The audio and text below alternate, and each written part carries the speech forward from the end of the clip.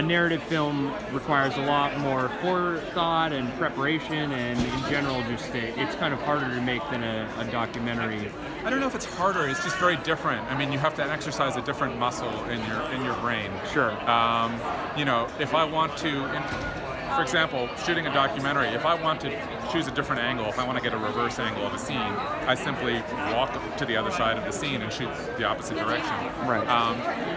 Doing the same thing in a feature film requires moving 18 trucks, six tents, a crew of 100 people. It can take an hour just to get, a reverse angle of a scene. So you just have to think a little more strategically about the way you want to organize your shots. The other big difference is that, a documentary is, you are trying to wrestle reality into a narrative form. And it's, the job of a good documentary filmmaker is to take what is inherently a chaotic unfolding of events, a series of events, and order it in a way that is digestible as a narrative.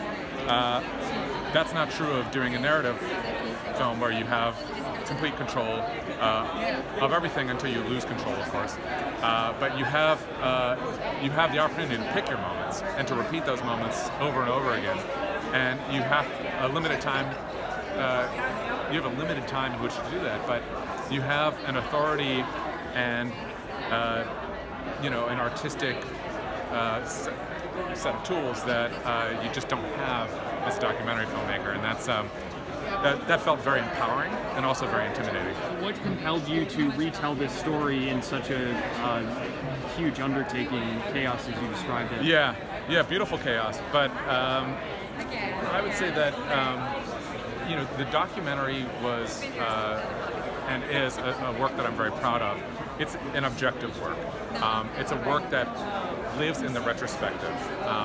The events that we hear about in the documentary unfolded a year before I spoke to the guys that are talking to me, offering their testimony about those events. So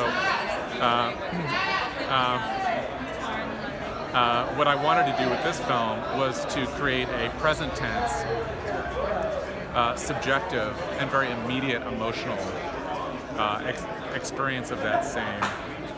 Is it to give people a reminder, or why this not film necessarily. now? Not so much a reminder, but artistically, it was exciting for me to tell the story from a very subjective, emotional place rather than an objective, journalistic reportage place. You connected with it the first time because it clearly had an emotional effect on you. Yeah. So this time you wanted to kind of lean into that and be free of kind of the boundaries of documentary. Yeah, I think for me the exciting artistic challenge was to access the emotional truth and release myself to a degree from the responsibility of the factual truth. And creatively that was very satisfying to attempt that. It seems like you have a fondness for going to these dark places and illuminating them so other people can kind of experience a side of us that we've either neglected or ignored. What do you think drives you to keep exploring that? What do you hope people get out of it? It's not so much, these stories do sometimes feel dark, but I don't see them as dark so much as complicated and having a kind of a resonance in our present-day world that I think is important to pay attention to.